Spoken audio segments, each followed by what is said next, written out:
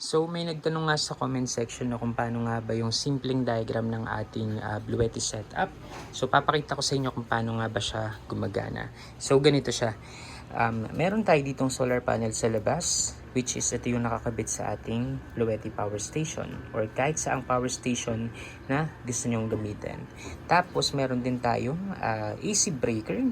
AC breaker, gumagamit tayo ng AC breaker. This is 15 amps na AC breaker.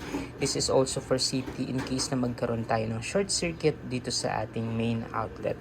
Pero, ayun nga, 15 amperes din yung gagamitin natin sa ating main outlet para mas heavy duty yung pwede natin isaksak sa mga outlet na to. So, ito yung actual setup niya. So, meron tayo ditong Omni yung brand nito. Tapos, this is also a 15 ampere, 250 volts. So, heavy duty na to. Ginagamit ko to or dito nakasaksak yung mga microwave oven ko, yung mga ref ko, yung mga electric kettle, lahat ng high resistive loads na appliances, ganito po yung gagamitin natin. Wag po tayong gagamit ng mga ganito kasi dito this is just 10 ampere. So, iinit po to. Possible na malusaw or masunog kapag mataas yung ginagamit natin na appliances dito. So, pwede to gamitin sa mga electric fan lang, sa mga laptop, sa mga TV, sa mga hindi matataas na consumes ng ating kuryente. Kasi ito, pang mga normal sockets lang to. Wala tong problema sa mga normal sockets, electric fan, TV, and such. Pero kung gagamit ka ng mga microwave, ng mga electric kettle, advisable ko ito yung gamitin nyo. Kasi mas heavy duty siya. So sa wire naman na gamit ko, ito yung wire na gamit ko dyan. Pangbahay na yung wire na ginamit ko. This is Royu na 12 gauge stranded, 7 stranded to. Ayan, makapal na siya. Ayan, ito yung gamit natin sa internal wiring natin.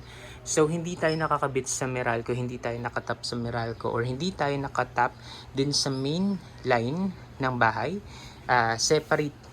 Exposed wiring tayo separate. Ayan. So, ganito yung setup niya. Tanggalin muna natin yan.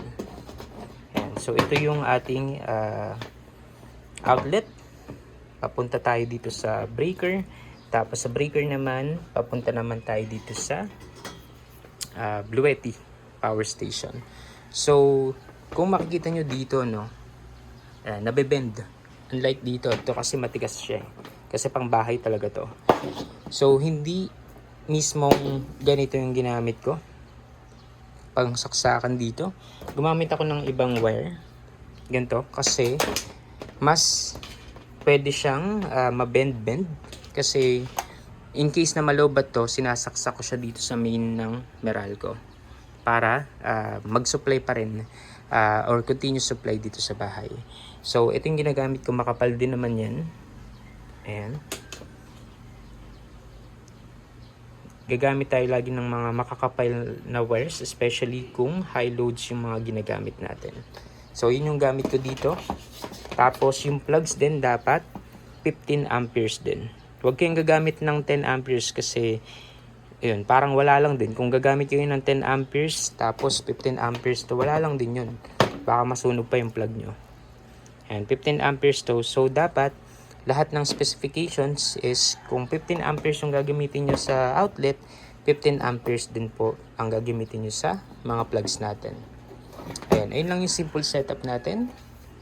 Ayun setup natin. Pwede naman po kayo magdagdag ng kahit ilang outlet basta kaya po ng wire natin at kaya din ng ating power station.